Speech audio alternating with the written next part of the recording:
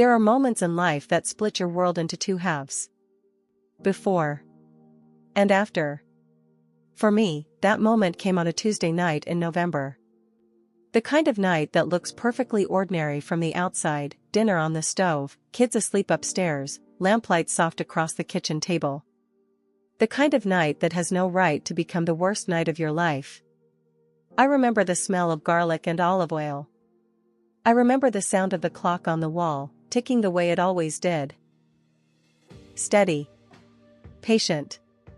Unaware of what was about to happen. I had found the envelope by accident. It was tucked inside my husband Daniel's briefcase, the one he never let me touch. I wasn't snooping. I was looking for a pen. That's all. A simple blue pen, because mine had run dry while I was signing school forms for our daughter, Lily. But what I pulled out instead was not a pen. It was a bank statement. And then another. And then a folded letter from a name I didn't recognize. A law firm I had never heard of, from a city 3 states away. I read it once. And then I read it again. Slower this time. My hands weren't shaking yet. That came later. What I read in those pages told me that for the past 4 years, while I was raising our 2 children, while I was supporting Daniel's business, while I was the one holding this family together with both hands, my husband had been moving our money. Quietly. Carefully. Into accounts I never knew existed. Into a life he had been building somewhere else. With someone else. 4 years. Our entire savings. The money we said was for the kids' college. The investment account I thought was growing. The retirement fund I trusted him to manage. Gone. And the woman? Her name was in that letter too. Claire. A name as soft and clean as a lie told with a smile. I sat at that kitchen table for a very long time. The garlic burned on the stove. I didn't move. Because here is what they don't tell you about betrayal. It doesn't hit you all at once. It hits you in waves. First the shock, that cold, white silence that fills your chest. Then the pieces start connecting, one by one, like lights turning on in a dark house you thought was empty. Every business trip. Every late call. Every time he looked at me across the dinner table and said, "Everything's fine." Everything was not fine.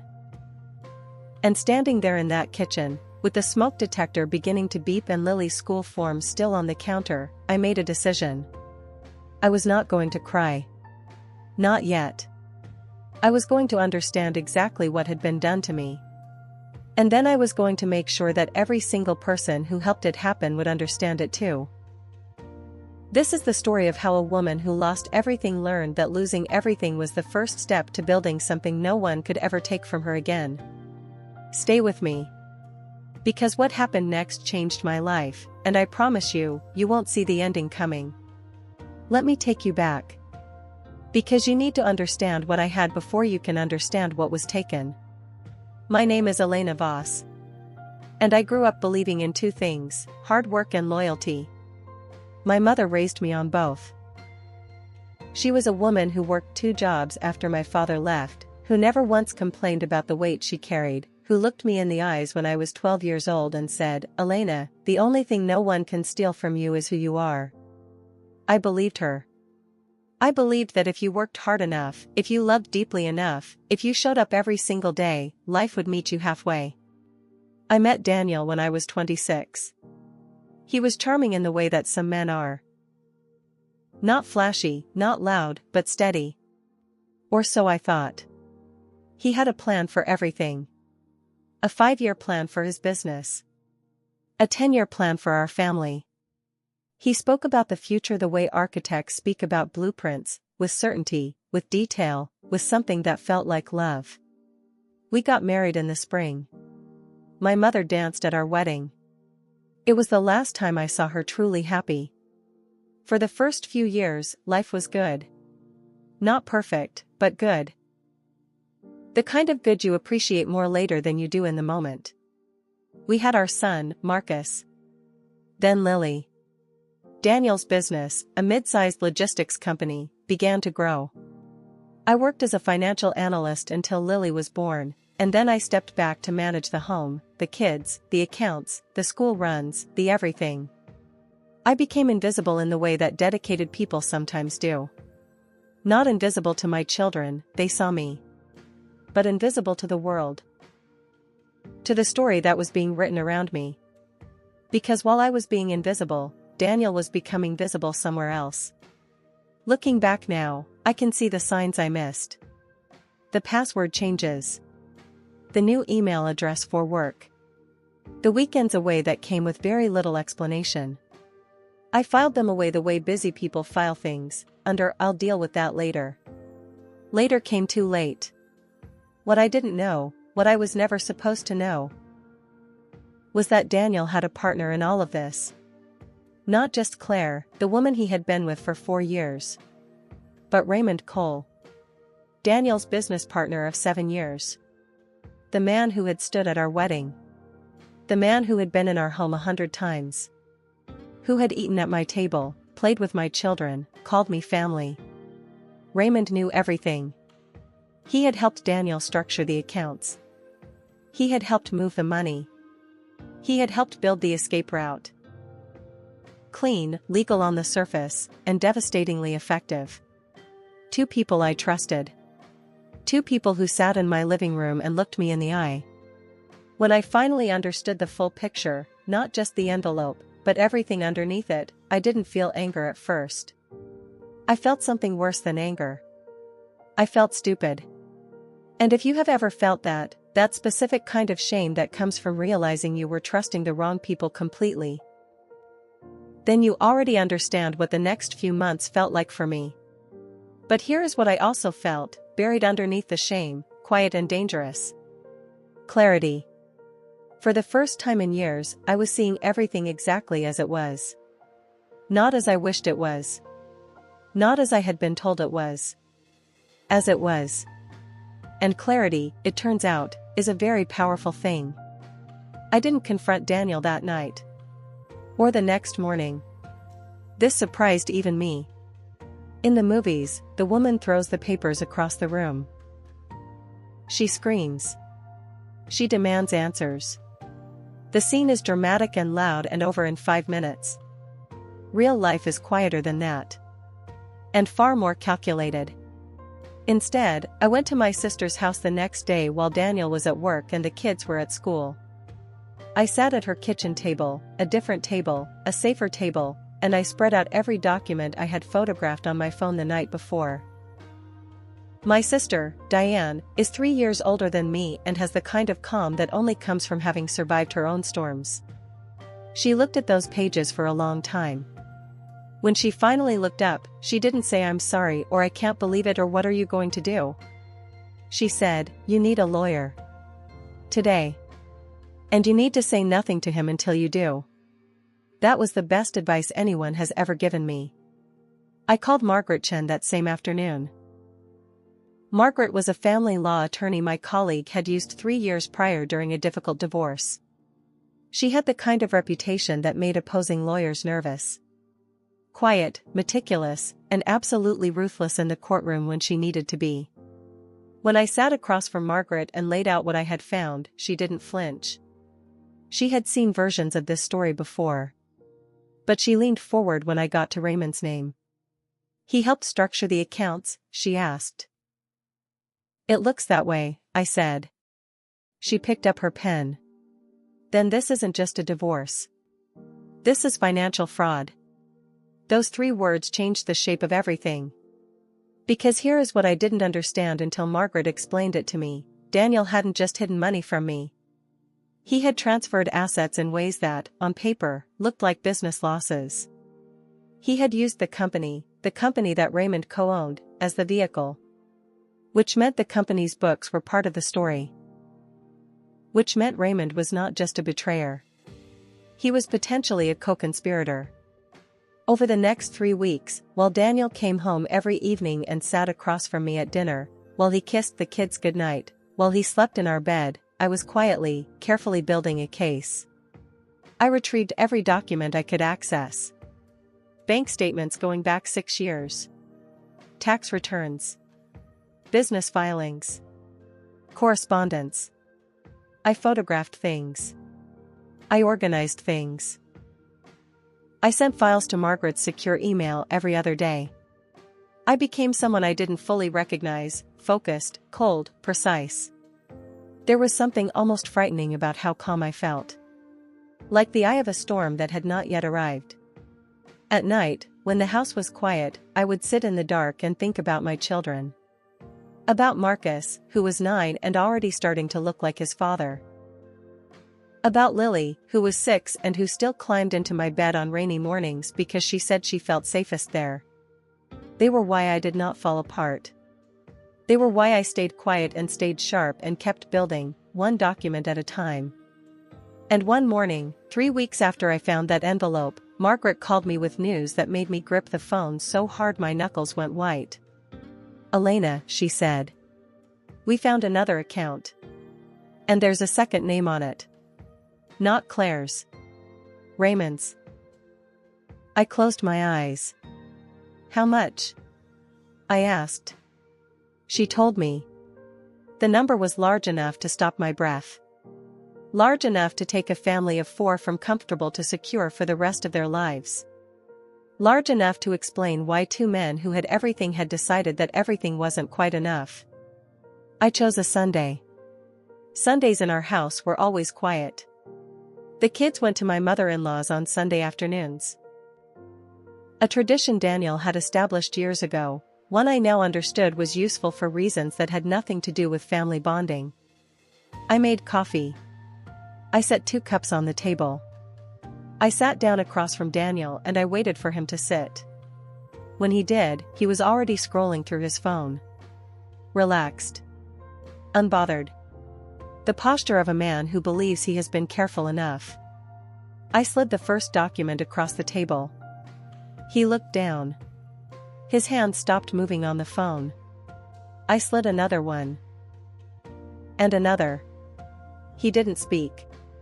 His face did the speaking, a slow collapse, like a building losing its supports one by one, settling inward. "Elena," he started. "Don't," I said. My voice was steady. I had rehearsed this steadiness.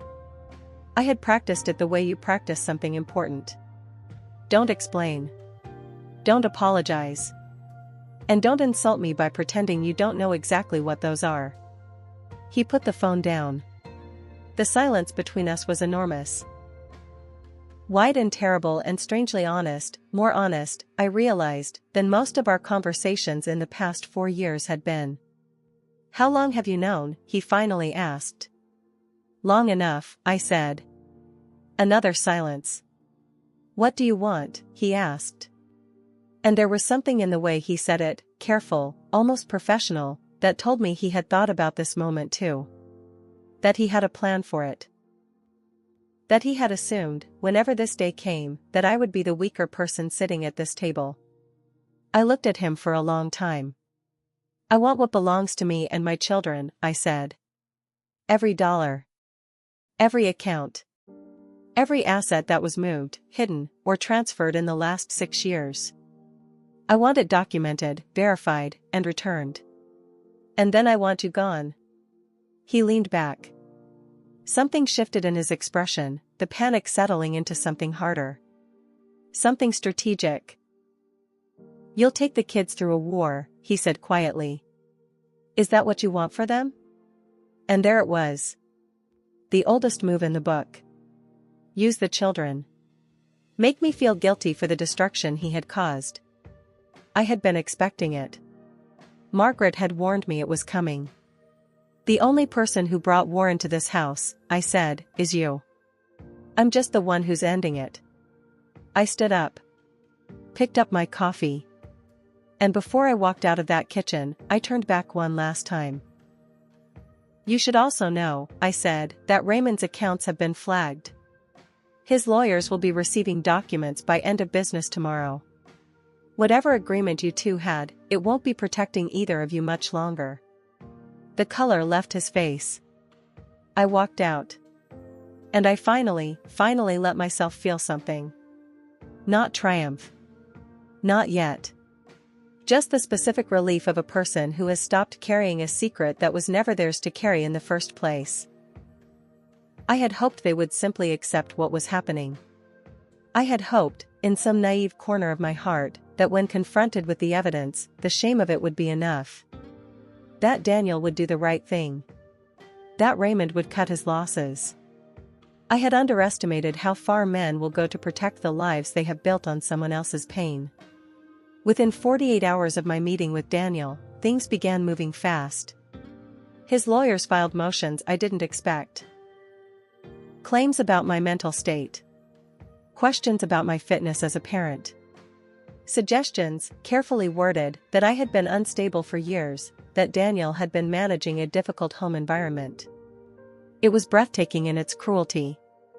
And Raymond moved faster. His lawyers began immediately claiming that the shared account was a legitimate business escrow.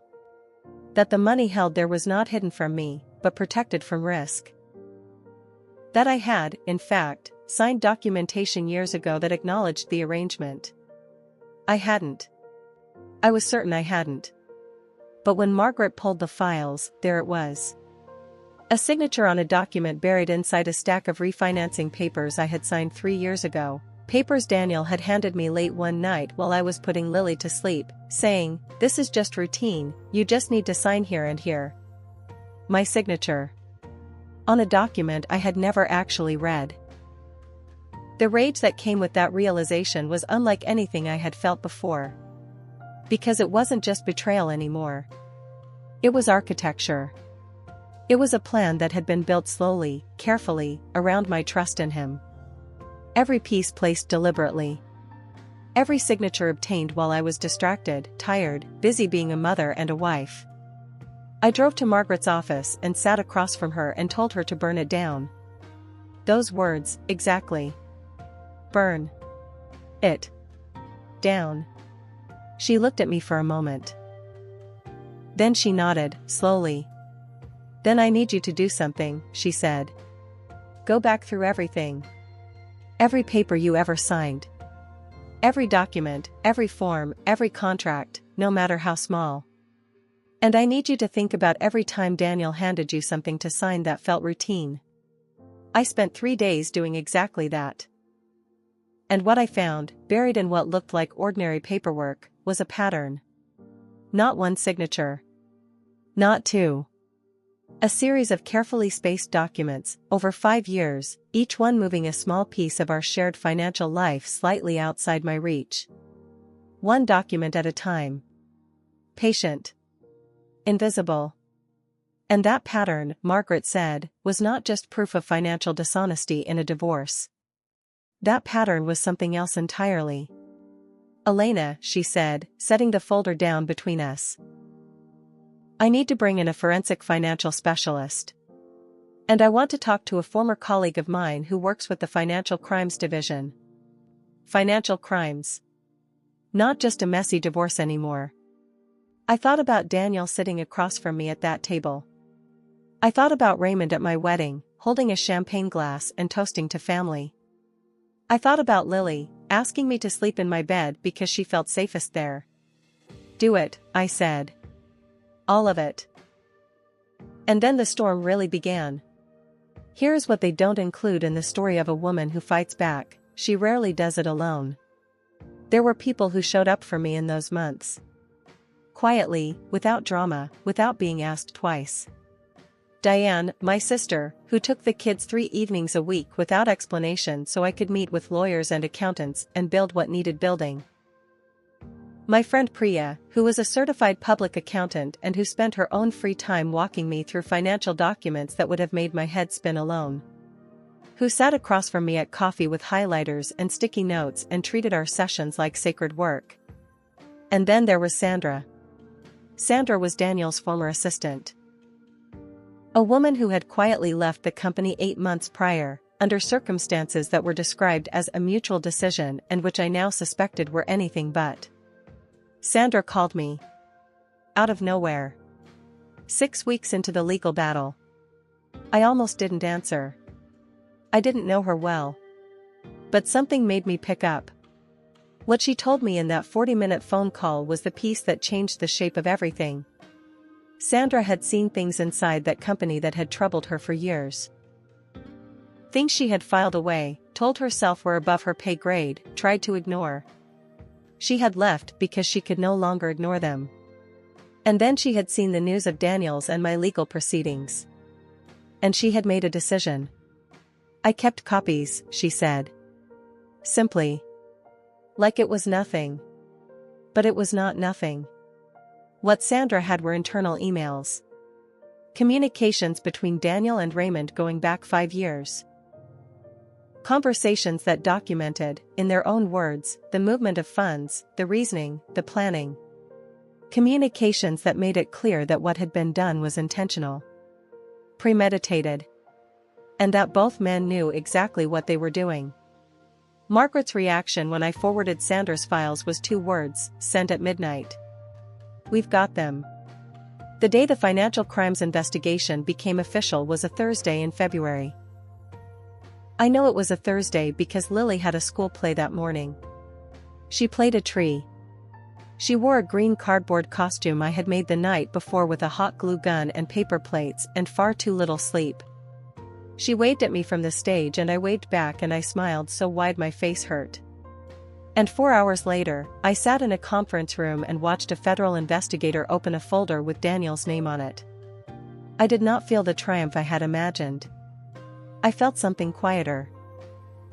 Something that was less about winning and more about the world finally catching up to the truth.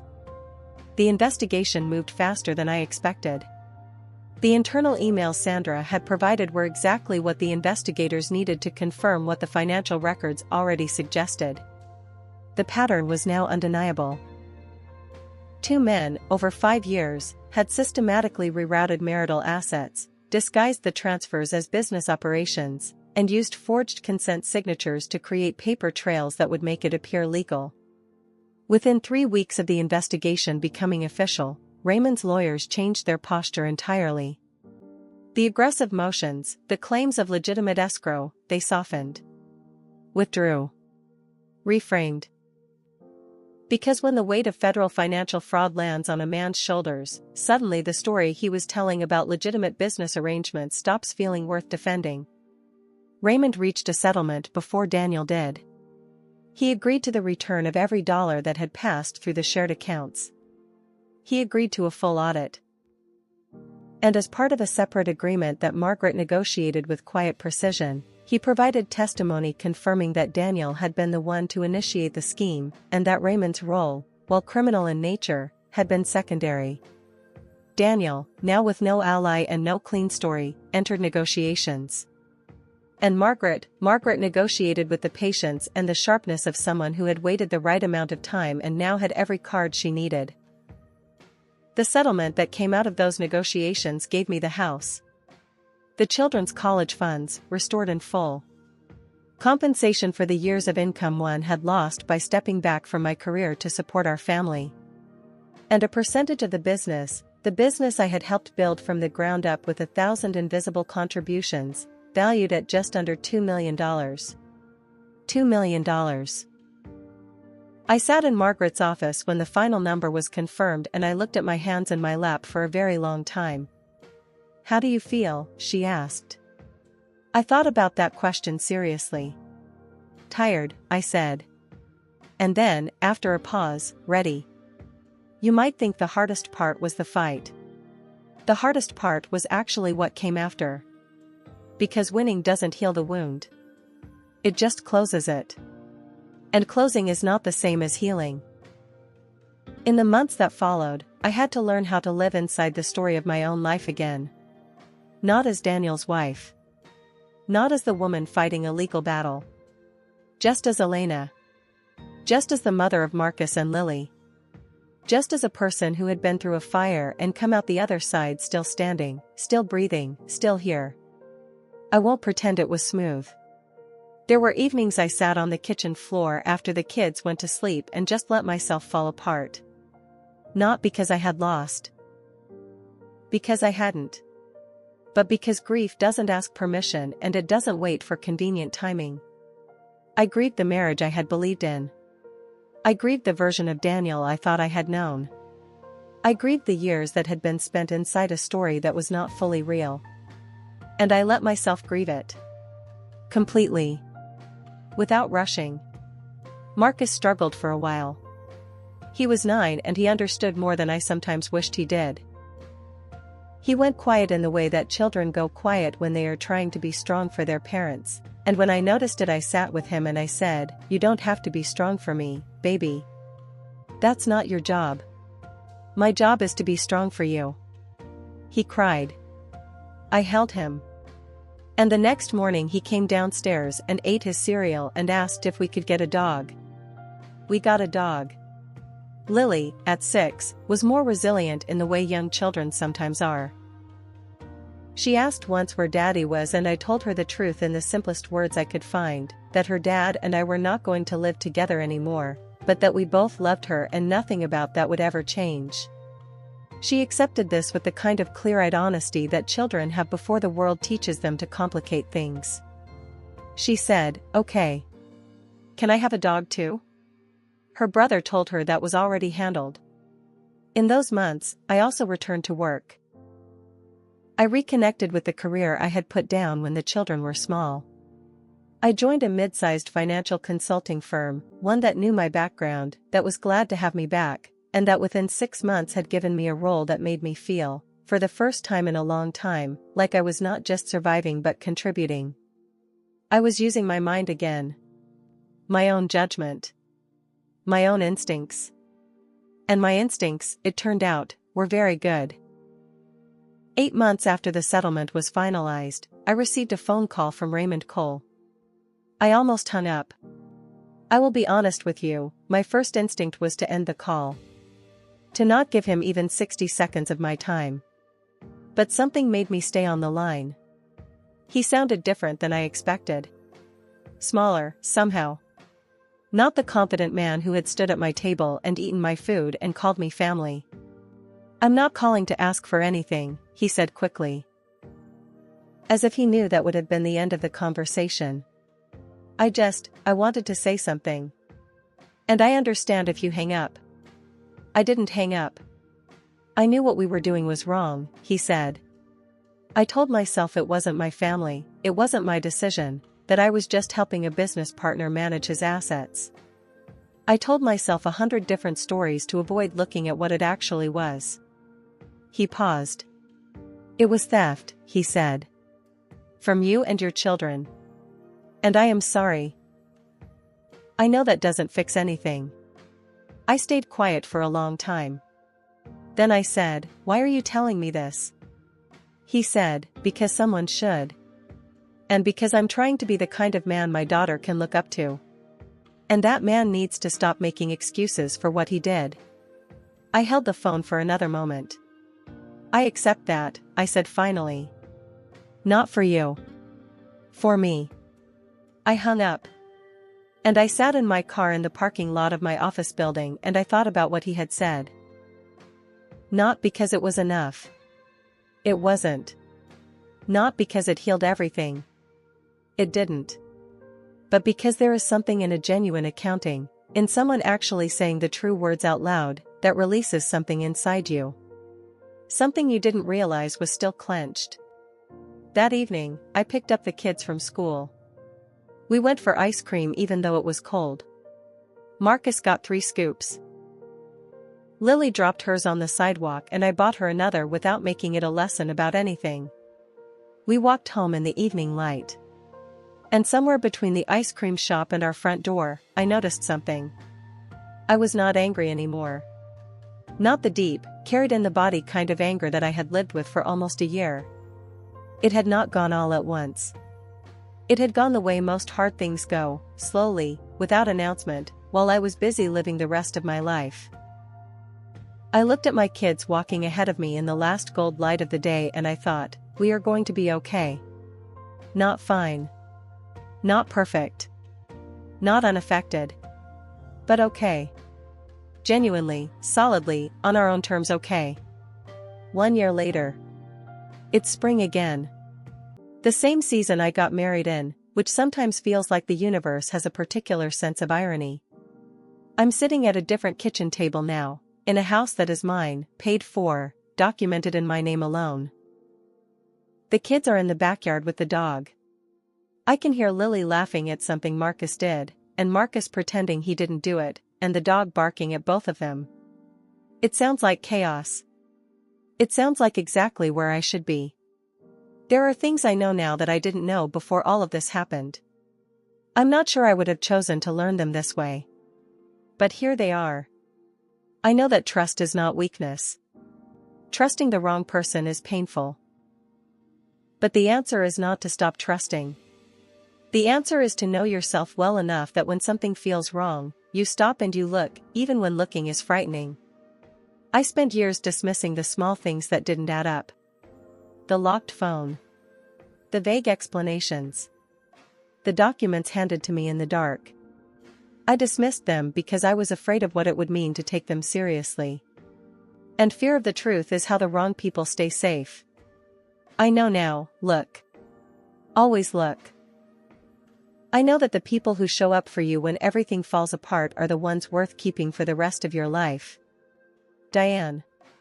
Priya. Margaret. Sandra. People who gave their time and their knowledge and their loyalty to a situation that had nothing to do with them except that they cared about someone who was in it. There is no revenge sweeter than building a life so solid, so real, so entirely yours that the people who tried to break you have to watch it happen. Daniel is not in my life anymore. He sees the children on his scheduled days. He is quieter than he used to be. The company that he and Raymond built is in restructuring. The future he was building in secret didn't survive the exposure to air. I do not celebrate that. I don't need to. What I have is enough. More than enough. The financial consulting work I returned to has opened doors I never expected. I'm being considered for a partner role. I speak at women's financial literacy workshops twice a month, because what happened to me happens more often than anyone says, and because the antidote to someone using your financial ignorance against you is to remove the ignorance. I sit across from women in those workshops who look at me with the same expression I used to wear. The one that says, I trusted the wrong person and now I don't know how to read my own life. And I tell them the same thing every time. You are not stupid. You are not weak. You were trusting, and trust is a good thing. It was used against you, which is a reflection of them, not of you. And then I tell them this, learn the language of your own financial life. Know your accounts. Know your assets. Know what is in your name. Not because love requires suspicion, but because self-knowledge is the armor that no one can take from you.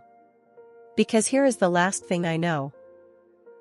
My mother told me, when I was 12 years old, that the only thing no one can steal from you is who you are. She was right. But I want to add something to that now. They also cannot steal what you know.